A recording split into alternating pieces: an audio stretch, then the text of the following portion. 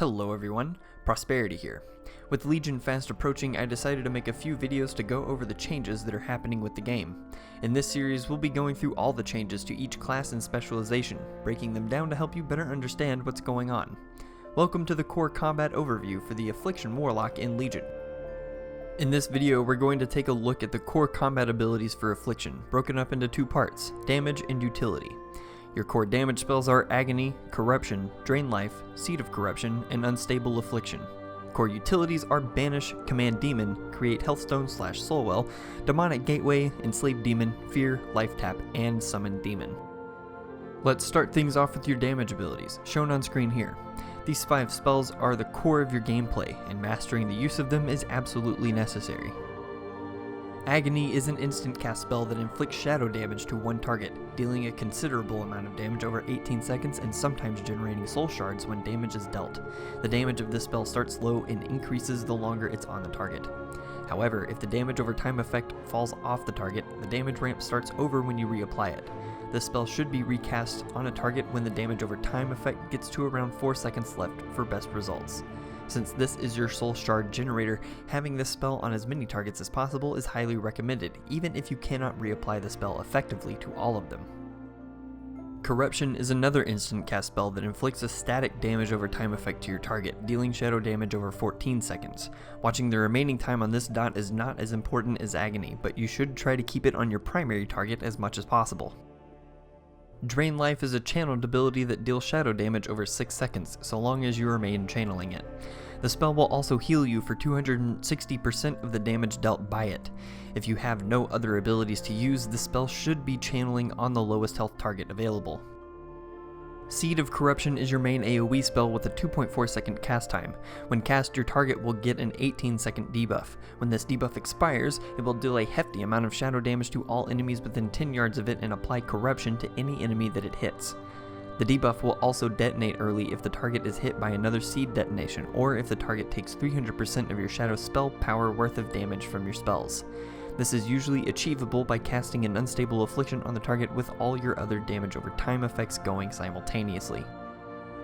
Unstable Affliction has a 1.5 second cast time and costs 1 soul shard to cast.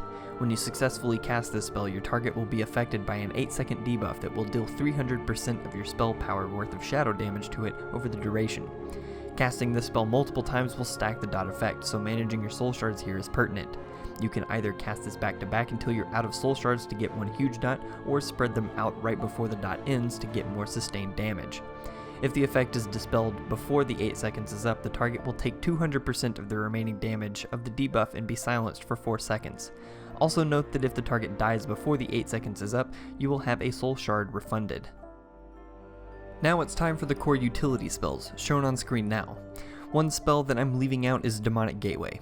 While it's technically a utility spell, its practical use is a major cooldown, so we'll cover it in the next video.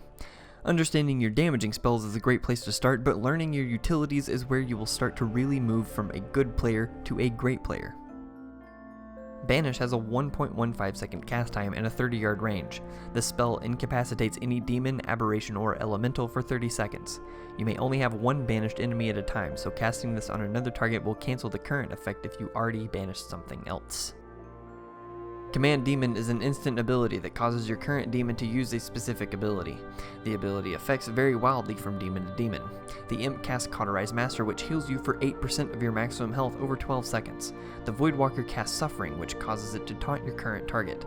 The Fell Hunter casts Spell Lock, which interrupts spell casts and prevents that school of magic from being cast for 6 seconds.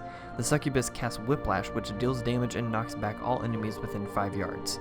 You also get skills for your Doomguard and Infernal, but I'll talk about those in the next video. Create Healthstone is an ability with a 2.5 second cast that creates a Healthstone for yourself. The Healthstone is a usable item that will restore roughly 6% of your health. You can also cast Create Soulwell to give all of your group members a cookie for themselves. Note that Healthstones are on the same internal cooldown as Health Potions, so you cannot use both. Enslave Demon has a 2.5 second cast time and is only castable on, you guessed it, demons. Successfully casting this spell will force any demon up to 1 level above you to do your bidding for 5 minutes. Fear is your main crowd control ability with a 1.5 second cast time and a 30-yard range. Casting this on any enemy will cause the enemy to lose control of themselves for 20 seconds, running around aimlessly for the duration. You may only have one fear active at a time, and the spell is affected by diminishing returns, meaning each successive cast on the same target will reduce the duration of the effect. Also note that any damage on the target has a chance to cancel the effect as well. Life Tap is your main resource management tool. It's an instant cast spell with no cooldown that restores 30% of your maximum mana at the cost of 10% of your maximum health.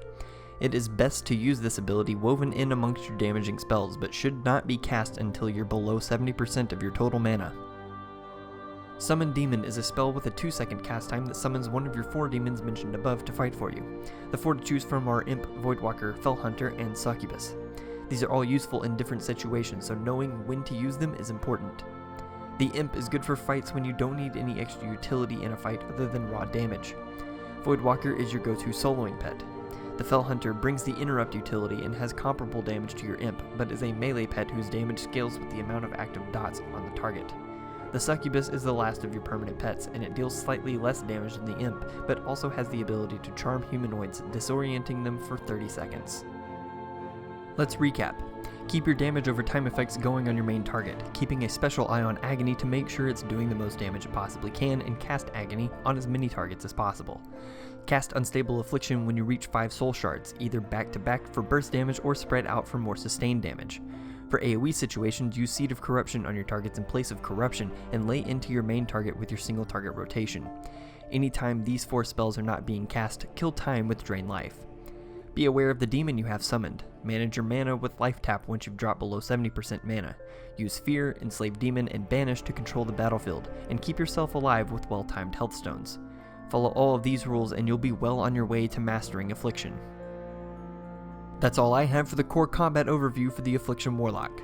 This video should serve as a solid foundation for your time as a Master Warlock to come. Please subscribe to keep an eye out for the next 2 videos over the passives, cooldowns, and talents for Affliction. Of course, if you have any questions, feel free to leave them in the comments below or on Twitter @TheLoranzas. Thanks for watching, and as always, have fun.